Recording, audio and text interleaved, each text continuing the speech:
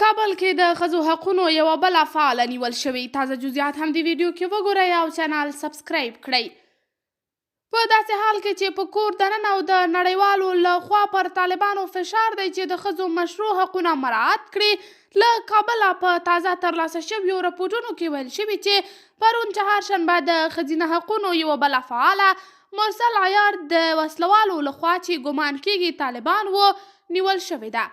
پر خواله رسنیو د هغې نیول کېدل په پراخه کچه غندل شوې ده او د هغې نیول کېدل یې د طالبانو کار بللی دی. په ځینو رسنیزو رپوټونو کې د مرسل عیار د مور له قوله ویل شوي چې 10 وسلوال طالبان د هغې کور ته ورغلي او هغه یې له ځان سره وړې ده. خپله طالب چارواکو د نوموړې د نیولو په اړه لا څه نه دي ویلي، خو په تیر کې د ښځینه فعالانو نیول یې رد کړي دي.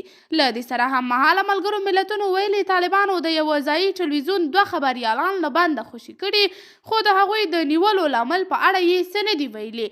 په افغانستان کې د ملګرو ملتونو استازولۍ یونما او د آریانا نیوز رئیس شریف حسن یار پر ټویټر پاڼه د دغه کسانو د خوشي کېدو خبر ورکړی دی. د آریانا نیوز خبري شبکې دغه 2 خبریالان کابل کې دفتر مخې ته وسلوالو کسانو تیره دوشنبې په ورځ نیولي وه. ملګرو ملتونو له طالبانو غوښتنه کړې چې د خلکو تښتونه ودروي او د ترې تم شویو ازادي یقیني کړي.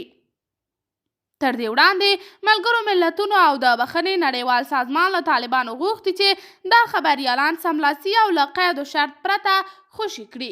قدرمنو لیدونکو، تاسې د طالبانو دغه ډول کړنې څنګه ارزوئ؟ له موږ سره یې په کمنټ کې شریک، ویډیو لایک او چینل سبسکرایب کړئ.